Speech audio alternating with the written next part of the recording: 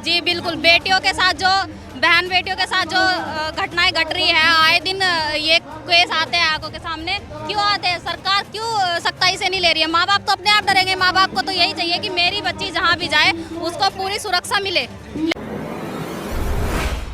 साथियों नमस्कार, मैं हूं मनोज अंतानी। आप देख रहे हैं समता आवाज़ टीवी।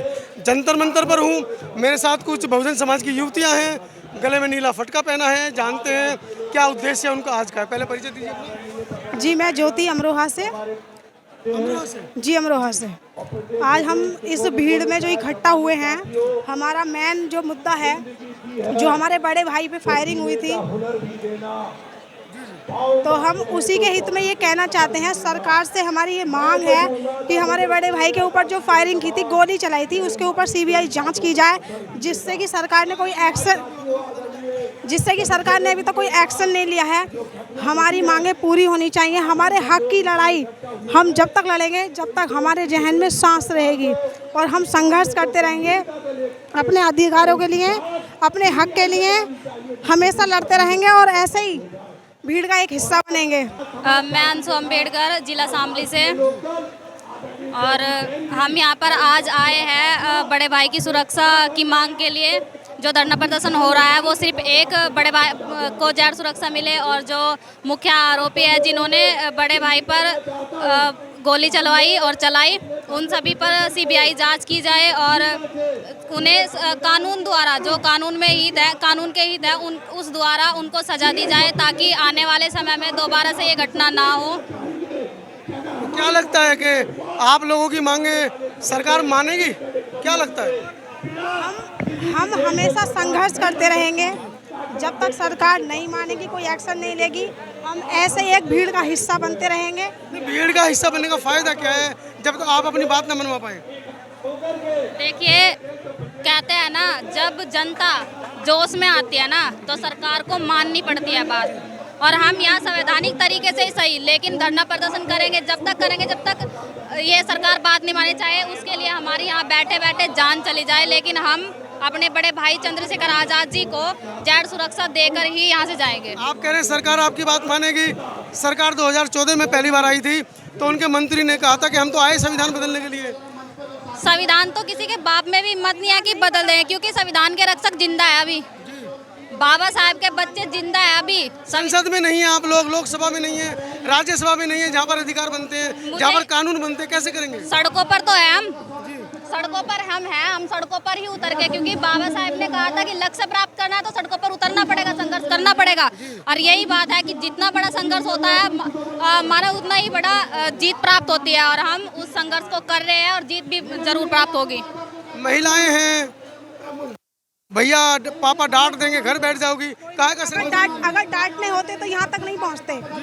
देखिए, बात यह है कि माँ बाप डरते हैं इस सरकार से कि कहीं ना कहीं जो, जी बिल्कुल, बेटियों के साथ जो बहन बेटियों के साथ जो घटनाएं घट रही है, आए दिन ये केस आते हैं आंखों के सामने। क्यों आते हैं? सरकार क्यों सख्ताई से नहीं ले रही है? माँ बाप तो अपने आप डरेंगे। माँ बाप को तो यही चाहिए कि मेरी बच्ची जहाँ भी जाए उसको पूरी सुरक्षा मिले, लेकिन जब सरकार से सुरक्षा नहीं मिली तो माँ बाप तो डरेंगे। और लेकिन बात जब भीमशेरनी की आए तो माँ बाप नहीं मना करते हैं कि जाओ मत, क्योंकि माँ बाप कहते हैं कि अगर बाबा साहब के मिशन को पूरा करते, जान भी चली जाए तो पीछे नहीं हटना, मुझे कुर्बानी समझेंगे, मौत नहीं। कहाँ से लाते हो इतनी? बाबा साहब का संविधान पढ़ के। बाबा साहब का संविधान, बाबा साहब ने 4 बच्चों को कुर्बान किया हमारे लिए 4 बच्चों को कुर्बान किया है, तो हम उनकी कुर्बानी को कैसे भूल जाएंगे? जब भी होता है ना कि हम कमजोर पड़ रहे हैं, उस टाइम पे एक बाबा साहब और बड़े भाई चंद्रशेखर आज़ाद जी के फोटो देखने से ही हमें वो जनून आता है कि हम जान देने लेने के लिए उतावले हो जाते हैं। भीड़ इकट्ठी करने से क्या होता है? कहाँ संविधान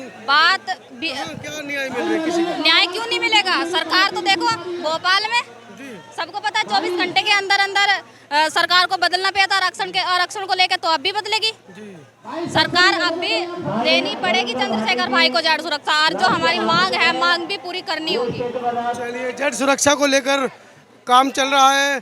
कहाँ से आए हैं भैया? मैं जी जिला रामपुर से आया हूँ। और जी क्या डिमांड है? हमारी डिमांड यह है, 3 गोलियाँ बता रही है पुलिस, और जबकि 4 गोलियाँ चली हैं। अब पुलिस लीपापोती कर रही है केस की। हमारे समाज के महापुरुषों को धीरे धीरे जो आगे हमारे समाज के लिए आगे बढ़ाता है, उनकी दुख परेशानी उसका उनका पीड़न खत्म करने की कोशिश करता है। उन पर ये सरकार जानबूझकर कुछ विशेष वर्ग के लोग हमें टारगेट करके हम पे हमला करते हैं और मारने की कोशिश करते हैं। उनका नार्को टेस्ट किया जाए उन हमलावरों का, और भाई पे जो हमला हुआ है उसकी सीबीआई जांच करी जाए और भाई को Z+ सुरक्षा दी जाए। चलिए, आपकी मांग बेहतर है, मुझे लगता नहीं सरकार मानेगी। बड़े भैया कहाँ से आए? थोड़ा आगे आइए। हरिद्वार, उत्तराखंड, हरिद्वार। खतौली जिला मुजफ्फरनगर। मांगे सीबीआई जांच की जो चंद्रशेखर भाई पे जो हमला हुआ। अच्छा, मांगेगी सरकार? मानेगी आपकी मांगे? मानने की क्यों नहीं मानने की? मानेगी। कहाँ से आए हो? मेरठ से। क्या मांगे? बस भैया को इंसाफ मिलना चाहिए पूरी तरह से।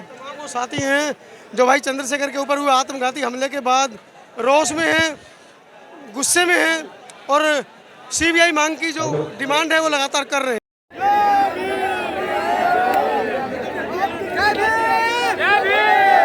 अब मैं निवेदन करना चाहूँगा। हैदराबाद से आई हूँ, महिला मोर्चा से हूँ। मैं भाई से मिलने आई हूँ, भाई को सुरक्षा प्रदान की जाए। मैं ये चाहती हूँ जो घटना उनके साथ हुई वो आज के बाद किसी भी सदस्य के साथ या हमारे भाई के साथ नहीं होनी चाहिए। उनको Z+ सुरक्षा मिलनी चाहिए। हम इसीलिए हम सभी बहनें अपनी टीम के साथ आए हैं। सरकार की तो मंशा नहीं है देने की, मनसा नहीं है, पर हम इतना कुछ करने की कोशिश कर रहे हैं कि सरकार को करना पड़े, इतना मजबूर होना पड़े कि हमारे भाई को Z+ सुरक्षा मिलनी चाहिए।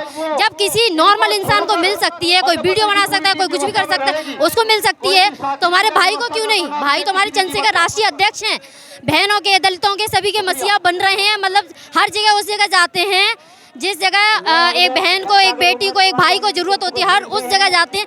लेकिन सरकार में कोई भी ऐसा इंसान नहीं है जो उस जगह उस घटना पे पहुंचे।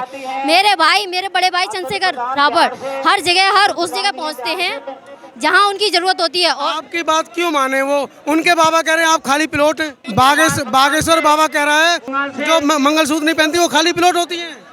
उनके लिए एक संदेश मैं देना चाहती हूँ। आप ये बताइए, यानी लड़की की शादी नहीं हुई है तो वो खाली प्लॉट है? खाली प्लॉट का मतलब समझते हो? आपने एक प्लॉट लेकर डाल दिया। अब यही बात मैं आपको आपके परिवार के जरिए से समझाऊं, फिर क्या करोगे आप?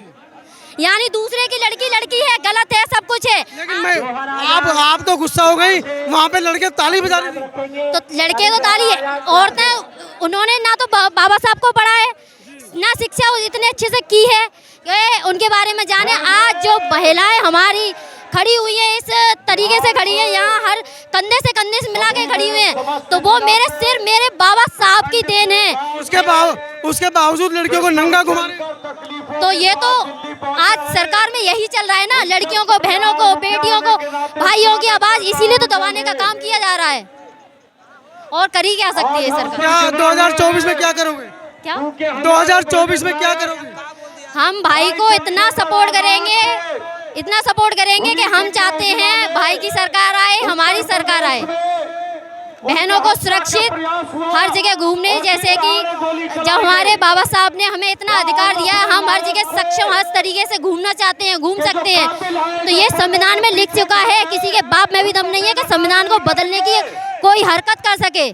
इसलिए मैं सभी से बोलना चाहती हूँ, मेरे भाई चंद्रशेखर रावड़ को सभी लोग ज़्यादा से ज़्यादा सपोर्ट करें और Z+ की सुरक्षा उनको प्रदान की जाए। मैं सरकार से बार मांग करती हूँ कि मेरे भाई को, चंद्रशेखर रावड़ को Z+ सुरक्षा प्रदान की जाए। जय भीम, नमो बुद्धाय।